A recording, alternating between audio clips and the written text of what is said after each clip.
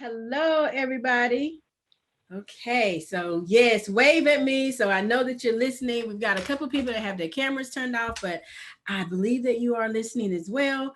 I don't have my chat open, but definitely if you have some questions or comments or whatever, put it in the chat and someone will let me know. I am really excited to be here today. I got my shirt on for the occasion. Love that shirt. I went and grabbed it right before the session. So we're going to talk about the Superwoman fallacy and what it is. And as I was doing my research, I was thinking back over my life, and I'm a woman that also believes in knowing her limitations. So I only have one son because I knew I couldn't go through that more than once. And it proved to be true. One time was enough. I was on bed rest for 5 months out of the 9-month pregnancy. Um, it was absolutely crazy. But the thing is that I think back on when I was small, and my mom, she had me and had my sister, and I was thinking of commercials and stuff that was going on. And there was this one commercial about I can bring home the bacon fried up in a pan and never let you forget you're a man. I don't know if anybody remembers that commercial, but I was thinking last week, I said that was the beginning of making us believe that we could do everything. And the thing is that we can't. But we listened to that, and I remember, that was probably a commercial. I don't even remember what it was about, but it was a commercial that I remember from, I know, at least 30 years ago. And so when I think about all that we do as women now, I also was thinking about, social media has come a long ways, but commercials played an impact with us too, as it relates to what we were believing that we could be and do. And so as I was also doing my research about the Superwoman fallacy, I said, well, I've been a superwoman. I admit that. I'll own it. But I was like, I didn't go into it actually thinking that I was a superwoman. I went in it because I did not know how to say no. And how often do we get asked to do something because we have a ton of skills? We are really good at this, really good at that. And people are just drawn to us and they ask us to do these things. And we find ourselves not really knowing how to say no. Has anybody done witness that? Yeah. And the thing is that it feels good to be asked. Don't get me wrong.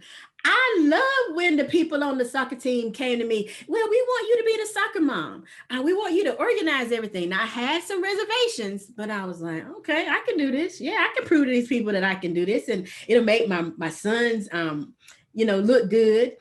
And then in the church, people were asking me to do stuff in the church. I was like, yeah, nobody probably can do it as good as I can, so I'll go ahead and I'll do it. People were asking me to do stuff on the job, and I was like, oh, I'm really honored. Maybe if I do it, maybe I even get a raise, get some extra money in my pocket if I'm taking on some extra jobs. And so it wasn't that I thought I was being a superwoman. I just was thinking, oh, it'll make me look good, or oh, I could give back to the community, or to make somebody else look good. And so I found that I was just continuing to say yes. And I said yes for a long, long, long, long, long time until my health began to say, no, Marci, you really can't do that. And I was like, no, yes, I can. I think I can. And I was like, no, you really can't do that. And then I went into this phase of how am I going to say no? And I knew I had to learn how to get comfortable with no because my health was telling me something otherwise. Being in healthcare, um, nursing, and, from a nursing perspective, we're the responsible ones. So if you ask us to do something, we're always going to come through. If being a woman, being a mom, if you ask us to do something, majority of the time, if not all, we're always going to come through and we're always going to give it our best. But the thing is that when your health begins to speak up and say something otherwise, you have this inner struggle. And you have to figure out what is in the best interest for you and the best interest for everybody that is involved. And so it was years and years that I was continuing to say yes when people were coming to me with different things. And my hair started coming out.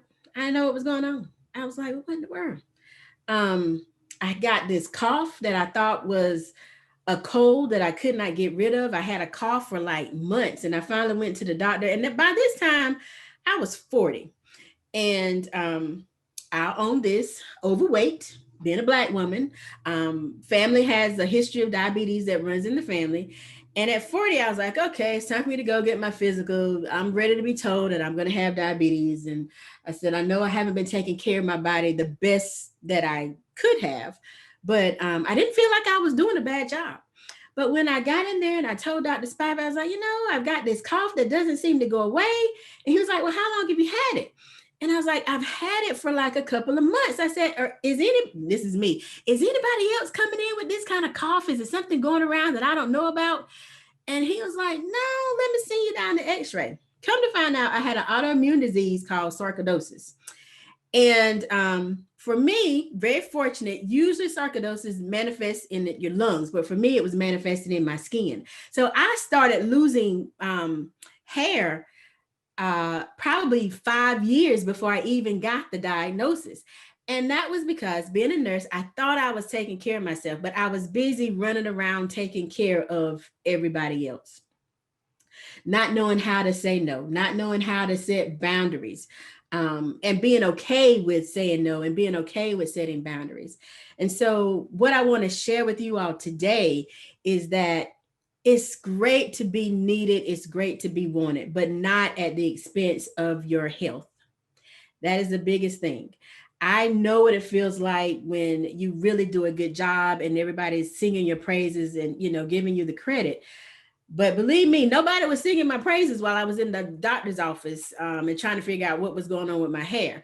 And I had to figure that out on my own. And I'm not saying that this will happen to you, but what I'm saying is that when you're constantly doing for others and neglecting yourself, your health tends to pay for it. And that is my biggest lesson. That's what I want you all to be able to walk away with today is understanding that when you neglect yourself, you physically begin to pay for it in some kind of way. And you may not see the results right then. You may not see them tomorrow. You may not even see them this year. Again, I started losing my hair 5 years before I even knew that I had sarcoidosis.